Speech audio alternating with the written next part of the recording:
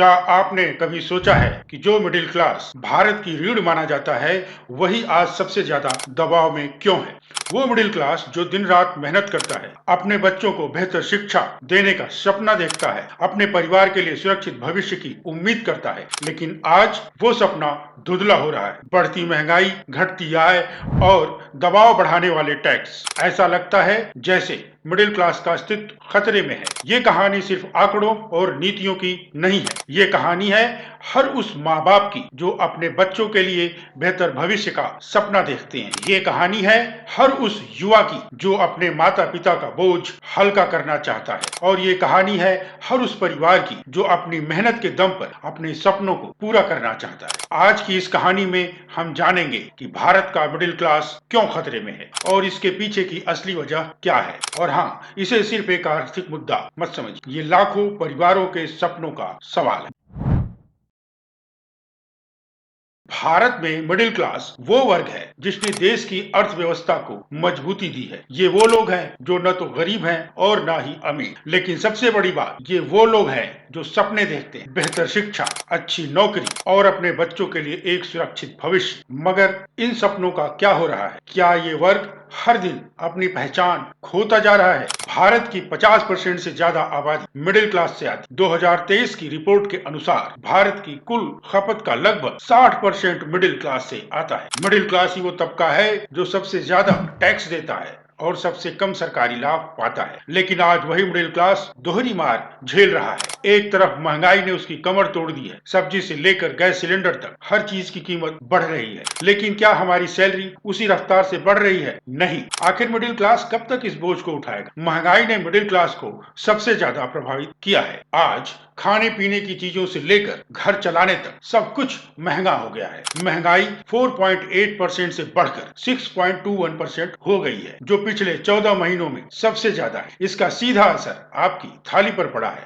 RBI ये चाहती है कि महंगाई दर 6% से ऊपर न जाए, लेकिन अब ये आंकड़ा इसको पार कर चुका है। मतलब अब महंगाई कंट्रोल से बाहर हो रही। पेट्रोल, डीजल और गैस की कीमतें पिछले 10 वर्षों में लगभग दोगुनी हो चुकी हैं। शिक्षा और स्वास्थ्य सेवाएं इतनी महंगी हो गई हैं कि एक सामान्य परिवार का बजट बिगड़ जाता है। सरकारी आंकड़ों के मुताबिक 2022-23 में औसत घरेलू आय में 3% की गिरावट आई, जबकि महंगाई दर 6% से ऊपर। कार सेल्स में 19% की गिरावट आई, जो दर्शाती है कि मिडिल क्लास ने अपने खर्चों को सीमित कर दिया है। एफएमएसजी सेक्टर, जो मिडिल क्लास पर निर्भर है, में 12% से 20% की गिरावट दर्ज की गई है। जहां महंगाई बढ़ रही है, वहीं सैलरी बढ़ने की रफ्तार थम गई है। 2022 में औसत सैलरी ग्रोथ 7% थी, जो 2024 में घटकर 5% रह गई है। इसका मतलब कि मिडिल क्लास हर साल और पीछे जा रहा है। और ऐसे एक सेक्टर नहीं है, लगभग हर सेक्टर की यही हालत है। ऐसे कई उदाहरण बता सकता हूं,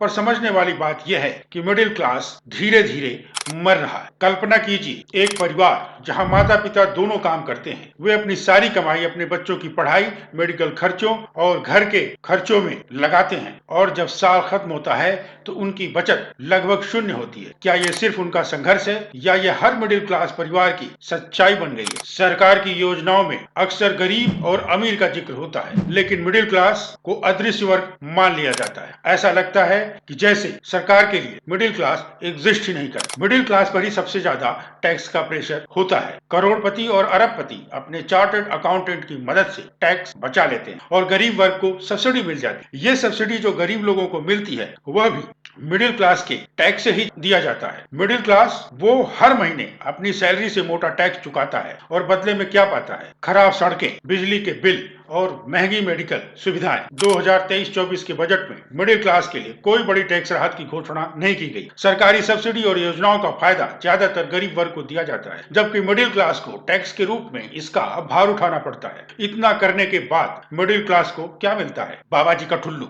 मिडिल क्लास हमेशा टैक्स भरने में सबसे आगे रहता है। एक रिपोर्ट के मुताबिक मिडिल क्लास का औसत टैक्स कंट्रीब्यूशन 72% है, जबकि अमीर वर्ग टैक्स बचाने के लिए विकल्प खोज लेता है। आप कल्पना कीजिए एक मिडिल क्लास परिवार की जो हर महीने अपनी आय का 30 से 40% टैक्स देता है, लेकिन जब उनके बच्चों की शिक्षा के लिए लोन की बात आती है तो उन्हें उसी के लिए कई कठिनाइयों का सामना करना पड़ता है। क्या यह उनके साथ अन्याय नहीं है? और अब बात करते हैं नौकरियों की। तो सरकारी नौकरियां तो लगभग खत्म हो चुकी हैं और अगर प्राइवेट नौकरियों की बात करें तो नौकरी पाना बहुत मुश्किल हो गया है और अगर नौकरी मिल भी जाए तो वर्क लाइफ बैलेंस नाम की चीज गायब हो चुकी। इसके ऊपर बच्चों के पढ़ाई का खर्च का दबाव। एक मिडिल क्लास परिवार का बच्चा अगर अच्छे कॉलेज में पढ़ना चाहे तो 20-25 लाख का खर्च कैसे उठाए? सवाल यह है कि सरकारें मिडिल क्लास की अनदेखी क्यों करती है? चुनाव के समय बड़े बड़े वादे किए जाते हैं, लेकिन जब नीति बनाने की बात आती है तो इस वर्ग की प्राथमिकताएं कहीं खो जाती हैं। क्या मिडिल क्लास सिर्फ वोट बैंक बनकर रह गया है? इन सब समस्याओं का समाधान क्या है? क्या मिडिल क्लास इस दबाव से उबर सकता है? इसके लिए सबसे पहले हमें अपनी आवाज बुलंद करनी होगी। सोशल मीडिया पर अपनी परेशानियां साझा करना होगा, अपने नेताओं से